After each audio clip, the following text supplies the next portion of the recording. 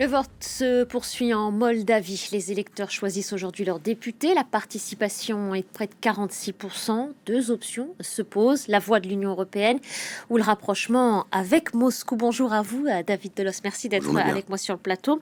On va d'abord expliquer aux téléspectateurs en quoi ce scrutin, il est important, il est majeur pour l'Europe.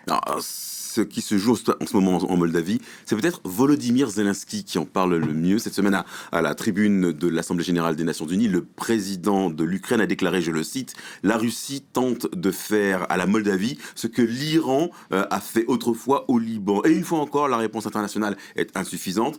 Je continue à le citer, nous avons déjà perdu la Géorgie en Europe. L'Europe ne peut pas se permettre de perdre également la Moldavie. Cet enjeu, il n'a pas échappé aux leaders européens. Vous vous souvenez de cette visite éclair du président français, du chancelier allemand et du Premier ministre polonais dans la capitale moldave. C'était fin août dernier. Ils n'ont pas oublié l'ingérence de la Russie lors de la présidentielle en Roumanie, avec ce psychodrame, souvenez-vous, qui avait abouti à l'invalidation de la victoire de Călin Georgescu, qui, contre toute attente, avait remporté le scrutin grâce justement au soutien de Moscou. En Moldavie, le pouvoir affirme n'avoir jamais vu un tel niveau d'ingérence de la part de la Russie. D'après le camp présidentiel, Moscou aurait déversé, je cite, des centaines de millions d'euros pour acheter des voix, pour orchestrer des campagnes de désinformation en ligne et organiser des violences.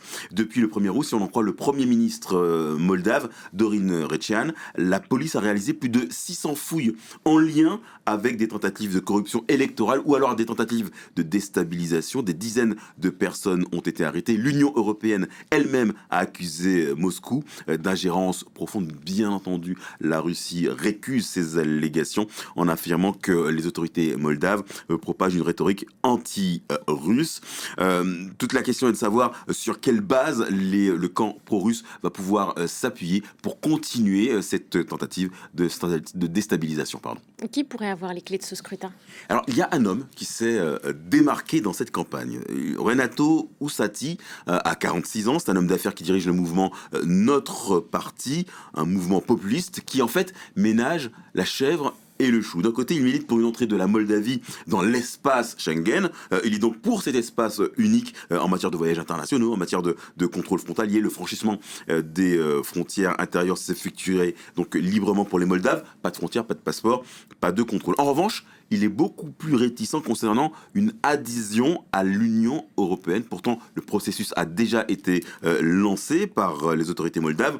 Il veut donc le meilleur de l'Europe, mais sans se fâcher avec une éventuelle tutelle de Moscou pour ce qui serait contre nature pour ce russophile convaincu. Renato Ussati surfe en ce moment sur la perte d'influence du camp présidentiel. Il accuse le PAS, le Parti Action Solidarité, d'incompétence et il peut s'appuyer effectivement sur des chiffres. En août dernier, l'inflation en Moldavie était de 7,3%. Alors c'est vrai que ça a très nettement baissé par rapport aux 7,9% de juillet, mais on est quand même largement au-dessus des 2% en moyenne dans la zone euro.